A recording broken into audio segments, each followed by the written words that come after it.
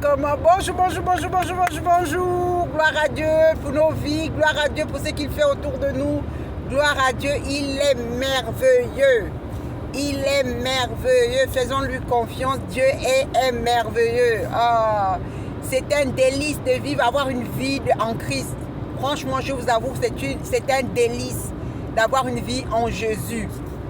Vraiment, avant de commencer, je peux donner l'opportunité à celles qui n'ont pas encore ou ceux qui n'ont pas encore la possibilité, qui n'ont pas eu encore à faire cette rencontre en Christ. Vraiment, c'est l'occasion. Il n'est jamais trop tard. Il n'est jamais trop tard. Comme dit, tant qu'il y a la vie, il y a l'espoir. Oui, il n'est jamais trop tard.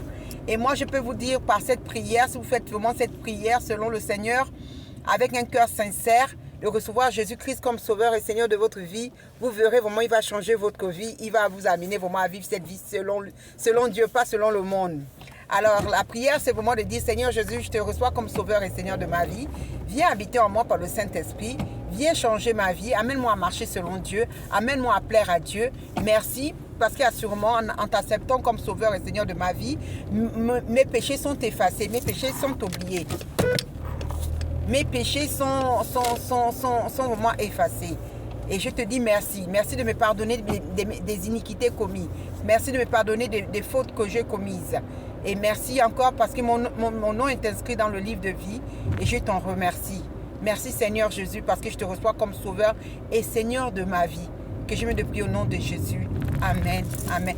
Mais les gens aujourd'hui fument quoi? Vous fumez quoi? Mais c'est quoi le désordre?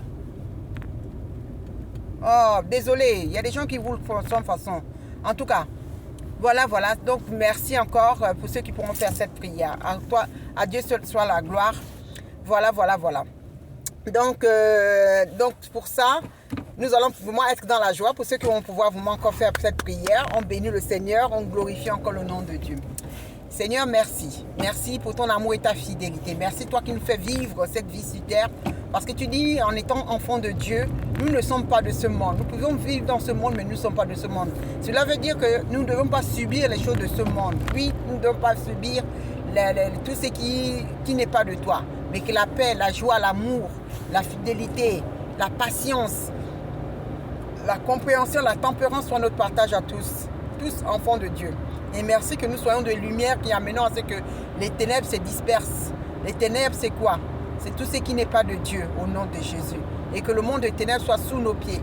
Parce que le Seigneur Jésus a dit, il nous a donné le pouvoir de marcher sur les serpents et les scorpions et sur toute la puissance du diable et que rien ne puisse nous nuire. Au nom puissant et glorieux de Jésus, nous venons de prier. Amen, amen, amen. Merci Seigneur pour cette prière. Alors, bien aimé, vraiment encore pour dire, on peut bénir encore le Seigneur pour ce qu'il fait. Alors, le message d'aujourd'hui, c'est vraiment de dire de rester vraiment dans cette attendre à Dieu. Vraiment s'attendre à Dieu et de vraiment comprendre comment Dieu parle. Il ne cessera jamais, sa parole est éternelle et vivante. Et il dit qu'il parle tantôt d'une manière, tantôt d'une autre. S'il vous plaît, prenons la peine de comprendre comment Dieu parle. Prenons la peine de comprendre comment Dieu parle. Prenons la peine d'ouvrir nos oreilles, d'être attentifs, d'être disposés dans nos cœurs et nos oreilles, dans nos moments, d'être disposés. Il y a une chose que je peux dire, que Dieu aime la propreté. Oui, Dieu aime la propreté. Et regardez tout ce que Dieu a fait. Regardez le printemps où nous nous trouvons, les plantes se réveillent, il y a les fleurs, tout ça là, ça sent bon, tout est vraiment, ça sent très bon. Cela montre que Dieu, il aime les bonnes choses. Regardez les rivières, comment c'est propre. C'est nous les hommes qui polluons. Regardez même l'eau, quand avant on pouvait boire de l'eau directement à la source. C'était tellement bon pour la santé. Tout ce que Dieu a fait est merveilleux. Donc Dieu aime la propreté. Ne soyons pas sales, soyons propres. Soyons propres, comme la parole de Dieu dit que notre parfum, que notre prière montre comme un parfum de bonne odeur. Pourquoi on dit de bonne odeur? Parce que c'est la propreté. Ce qui est propre sent bon. Hein?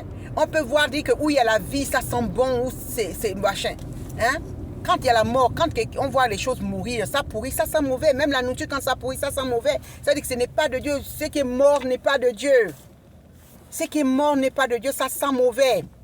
Donc prenez la peine de prendre soin de vous, de sentir bon, d'être propre, de prendre soin de vous, de prendre ce que Dieu vous a donné. De dire que Seigneur, aide-moi. Si vous n'avez pas les capacités, demandez de l'aide.